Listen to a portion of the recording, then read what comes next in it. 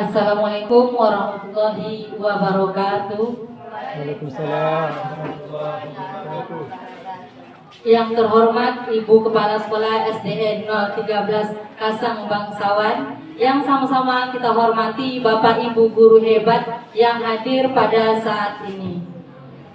Bersyukur kita kepada Allah dengan mengucapkan Alhamdulillahirrabbilalamin, bersalawat kita kepada Nabi besar Muhammad SAW dengan mengucapkan Allahumma sholli ala Sayyidina Muhammad wa ala ali Sayyidina Muhammad. Dengan memperbanyak salawat, moga kita mendapat syafaatnya di yaumil mahsyar kelak. Amin amin ya robbal alamin. Bapak Ibu guru hebat, di sini saya dalam menjalankan kegiatan pada hari ini, yaitu tugas saya sebagai calon guru penggerak, yaitu aksi nyata tentang budaya positif. Nah, di sini judulnya menyebarkan pemahaman dan penerapan pengalaman atau diseminasi budaya positif. Nah, Bapak Ibu, sebelum saya lanjutkan budaya positif, apa saja yang Bapak Ibu ketahui tentang budaya positif? Kepada Ibu Rianti. Kolaborasi. Lanjut lagi, Bu Delima, apa Bu? Disiplin positif. Ibu Siti? Ada? Ibu Putri? Iya, luar biasa. Nah, semua yang Bapak Ibu jawab itu tepat sekali, yaitu yang pertama ada kebiasaan 5S, ada juga kolaborasi. Ibu Rianti apa tadi, Bu? Kolaborasi. Ibu Delima? Disiplin waktu. Nah, itulah budaya positif kita Bapak Ibu. Lanjut kita ke paradigma. Bapak Doni.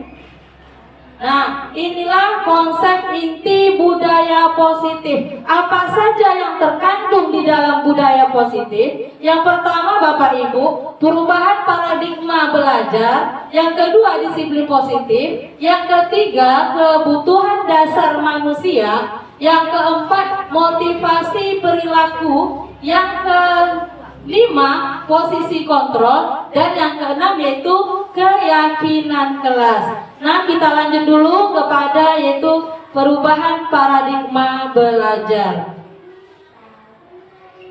Nah, ini dia Bapak Ibu, pembelajaran dengan paradigma baru. Di sini Bapak Ibu, pembelajaran dengan paradigma baru ini merupakan pembelajaran yang dirancang berdasarkan prinsip pembelajaran, yaitu berdiferensiasi, sehingga para peserta didik belajar sesuai kebutuhannya berdasarkan tahap perkembangan sesuai teori psikologi modern untuk mewujudkan profil pelajar Pancasila. Nah, Bapak Ibu semua, Bapak Ibu pasti sudah tahu yaitu apa saja dimensi profil pelajar Pancasila. Bisa disebutkan satu-satu Bapak Ibu?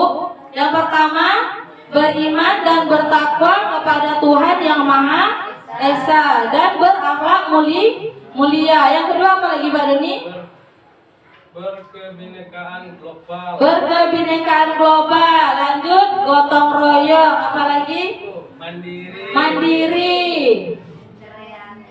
Kreatif dan bernalar kritis. Nah, Bapak Ibu, sebenarnya kita selama ini sudah menerapkan yang dalam dimensi profil pelajar Pancasila.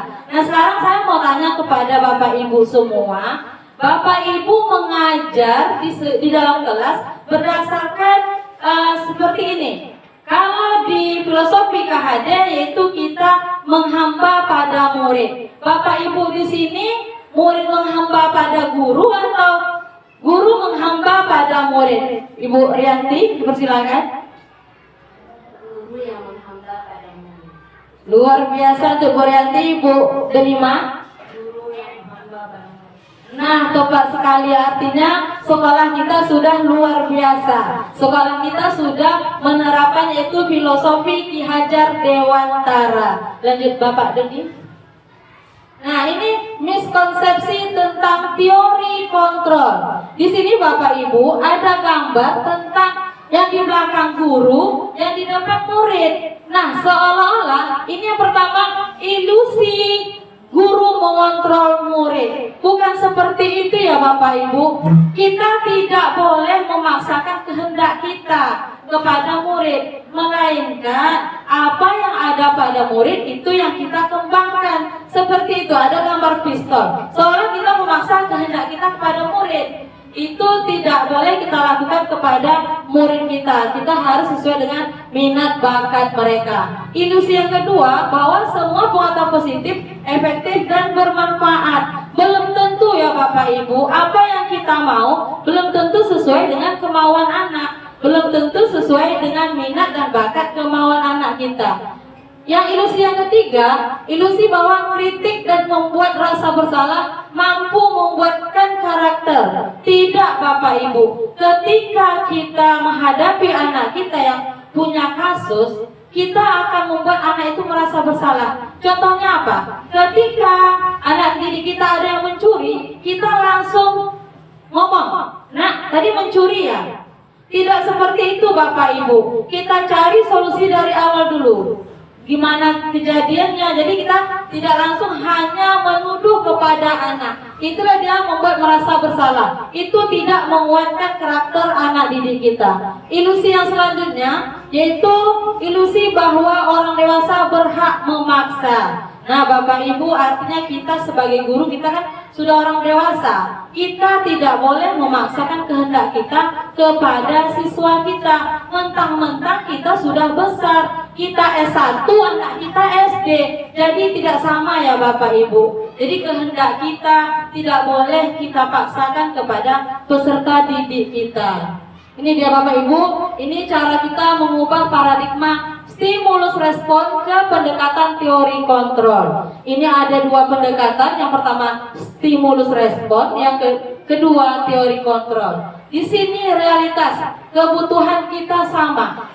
Nah, Bapak Ibu, kalau penghukum artinya kita, jika anak bersalah kita menghukum, merasa bersalah. Ketika anak bersalah kita langsung memarahinya juga.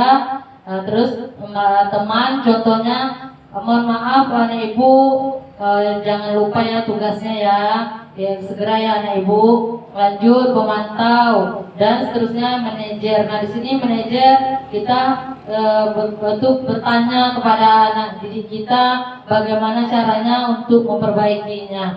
Next lagi. Nah di sini contoh penerapan 5 posisi kontrol. Yang pertama, penghukum ini contohnya hormat pada bendera selama 1 jam.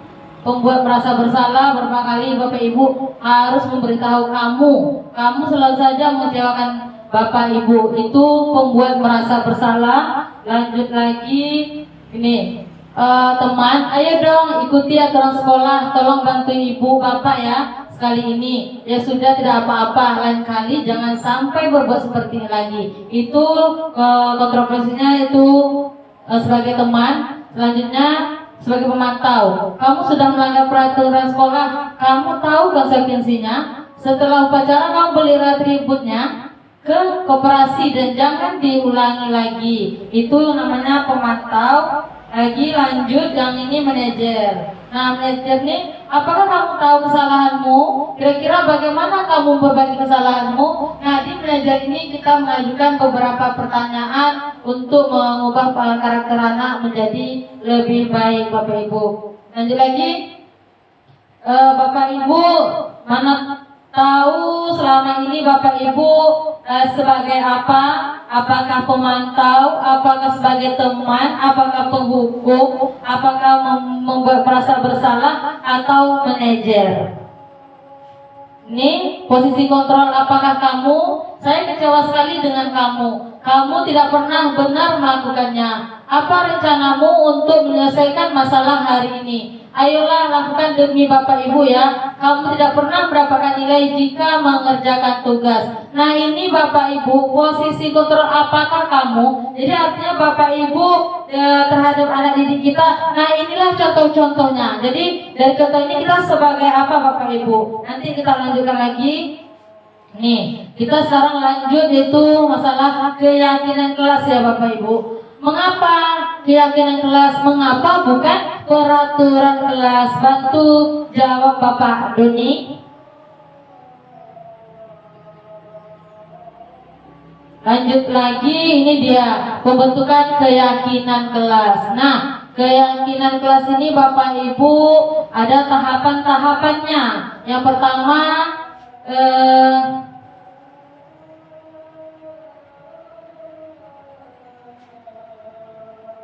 ini tahapan yang pertama yaitu membuat keyakinan kelas. Yang pertama bersifat abstrak, berupa pernyataan universal, dibuat dalam pernyataan positif, sedikit saja agar mudah diingat, sesuai dengan kondisi kelas dan sekolah, sehingga mudah diterapkan. Lanjut lagi, semua warga sekolah, warga kelas dilibatkan saat membuat keyakinan kelas. Jadi Bapak Ibu, di saat kita membuat keyakinan kelas, di kelas kita harus perhatikan dulu kondisi kelas kita. Bagaimana kita cara membuatnya, yaitu kita kondisikan sesuai dengan kondisi kelas kita. Yang pertama kita buat kalimat dulu sesuai apa yang dibuat anak, yang diyakini anak. Nanti kalimat tersebut baru kita sempurnakan menjadi kalimat positif. Nah, dari kalimat positif ini maka muncullah di situ apa saja nilai kebajikan dari keyakinan kelas kita.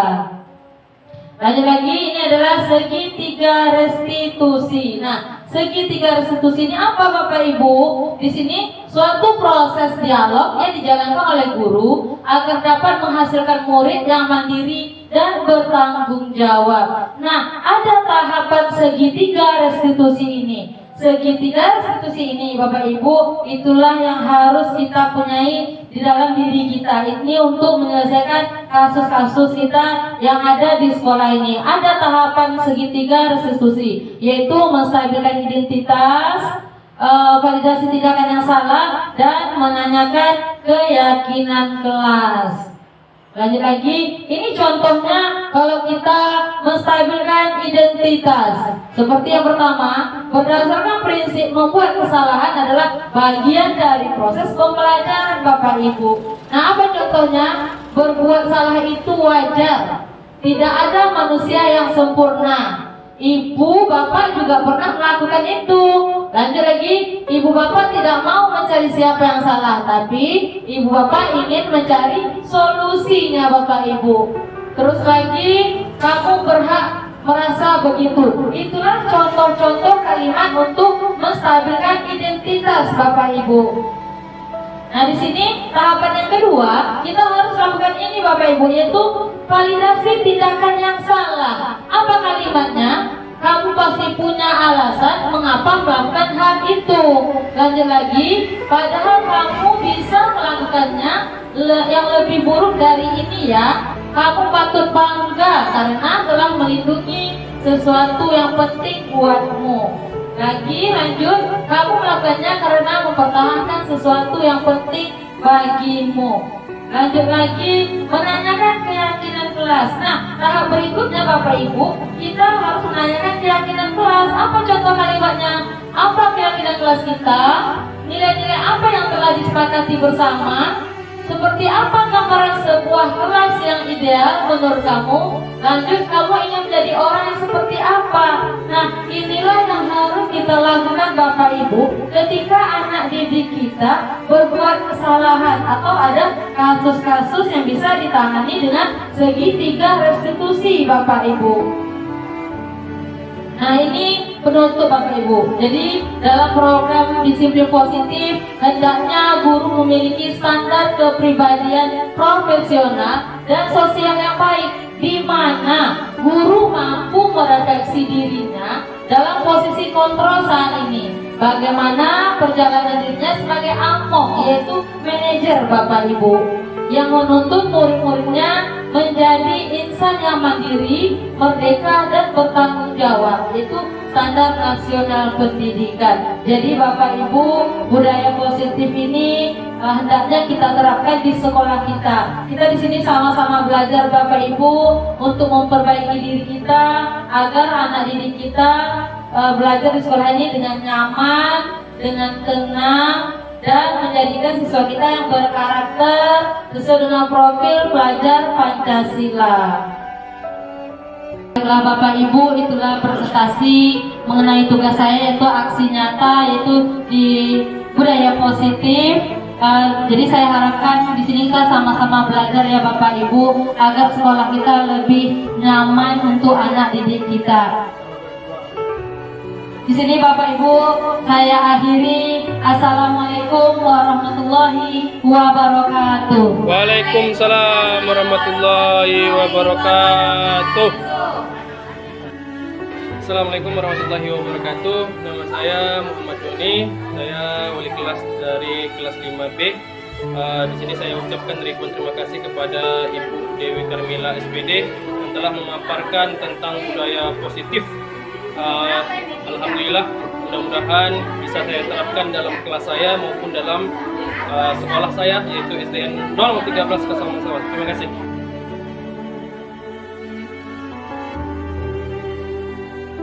Suci, tadi belum dengar laporan dari Bu Piket, katanya Suci sering datang terlambat ya? Iya Bu. Menurut kata Suci, ada berapa kali Suci terlambat? Sering terlambat suatu kesalahan bukan? Iya Bu. Baik Suci, berbuat kesalahan itu manusiawi, setiap orang pernah berbuat salah. Yang penting kita bisa belajar dari kesalahan tersebut dan berusaha untuk memperbaikinya. Suci, kita cari solusi bersama ya nak?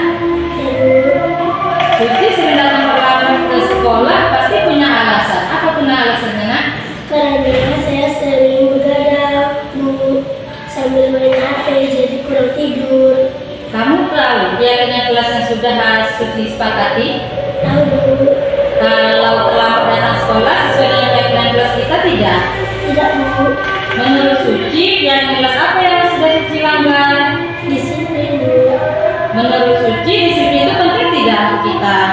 Penting Bu, karena membuat saya datang ke sekolah untuk bisa menghargai waktu. Betul, menghargai waktu itu penting dan sangat bermanfaat untuk kita. Seperti kita menghargai orang-orang di sekitar kita, dan juga pekerjaan kita tidak menumpuk, serta juga bisa melatih rasa kepedulian. Ya Bu, saya menyesal sudah sering terlambat.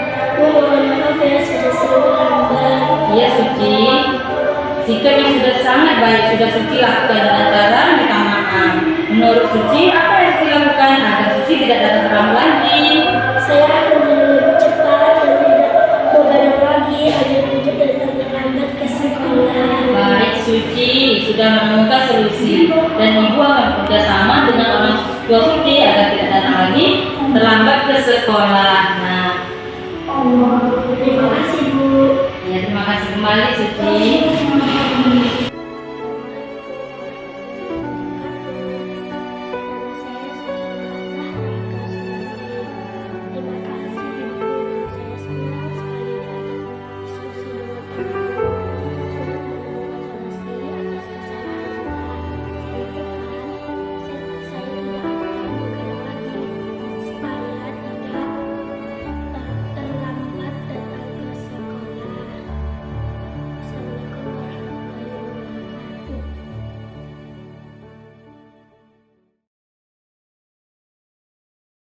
Assalamualaikum warahmatullahi wabarakatuh. Waalaikumsalam warahmatullahi wabarakatuh. Apa kabar anak ibu semua?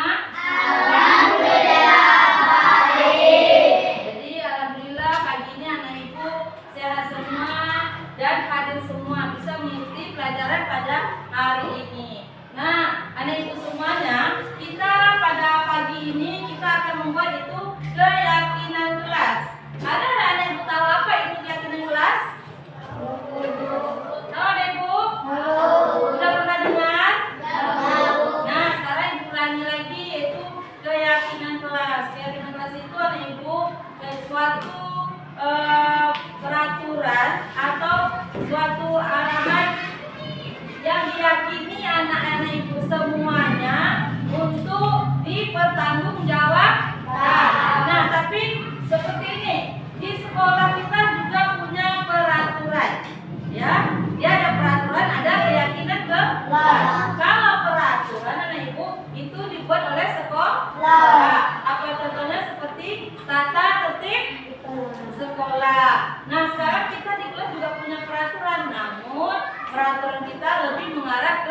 keyakinan kelas. Mengapa kita membuat keyakinan kelas? Karena bertujuan untuk anak ibu bisa meyakini nilai-nilai kebajikan yang ada dalam keyakinan kelas. Anak ibu akan bertanggung jawab. Nah, sekarang kita mulai membuat keyakinan kelas. Ibu akan bagi kertas post-it-nya. Anak ibu buat di situ apa saja yang akan anak ibu yakini dalam keyakinan kelas. Anak ibu tulis, nanti tempel ke depan. Oke, anak ibu? Nah, sekarang ibu bagikan kayak kertas post-it-nya. Di sini ditulis namanya. Kalau mau bikin boleh. Ya. Bikin keyakinan kelas. Nanti ditempel ke depan. Oke. Nah, ibu semuanya kertas post-it-nya sudah ibu bagikan. Sekarang silakan anak ibu membuat keyakinan kelas. Apa yang anak ibu yakini tulis. Nanti kita tempel ke depan. Silakan. Iya. Tulis nak. Apa-apa yang mau dibuat tadi. Tuliskan anak. Gak apa-apa. Boleh tulis angka juga, tidak bikin nggak apa-apa. Silakan Naila. Boleh nak, kasih nama boleh, tidak boleh. Berapapun terserah, apapun yang dibikin. Kalau nomor satu ya nggak apa-apa satu. Jangan nggak cukup kertasnya nak. Ayo, semangat membuatnya. Kita akan membuat keyakinan kelas. Apa kalau bikin silakan. Tulis keyakinan kelas yang ingin anak ibu yakini di dalam kelas kita.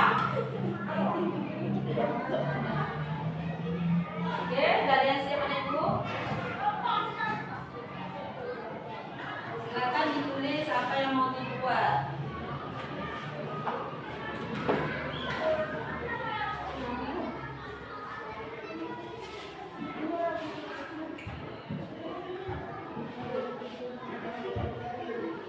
Siapa yang sudah siap boleh ditempel. Siapa yang banyak dibuka tempelnya ke belakangan.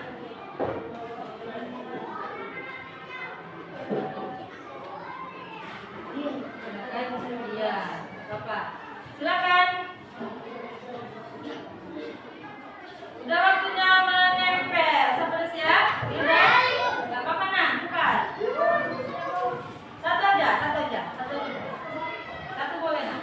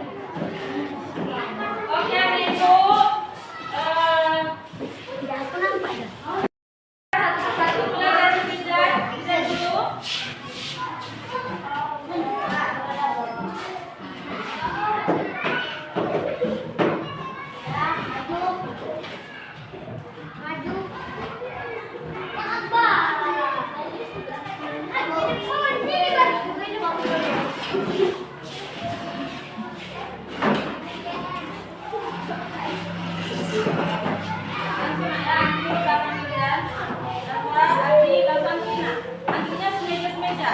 Antinya semeja-meja balik ya.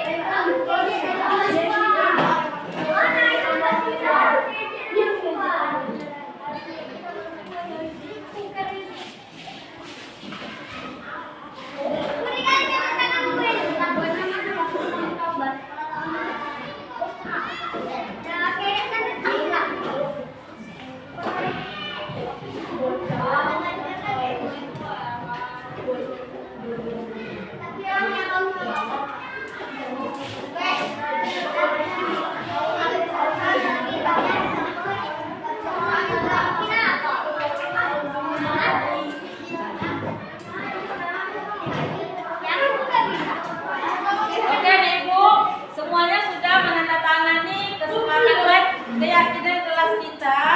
Nah, Anda Ibu, kita sudah sepakat bahwa itulah keyakinan kelas kita. Nah, jadi Anda Ibu harus bertanggung jawab dengan keyakinan yang anak Ibu buat. Nah, saya ucapkan Assalamualaikum warahmatullahi wabarakatuh.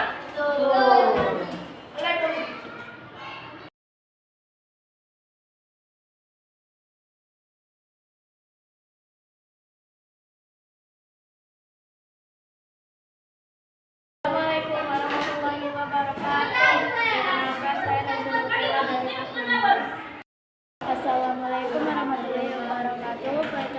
Perkenalkan nama saya Mila Sadira dari kelas 6.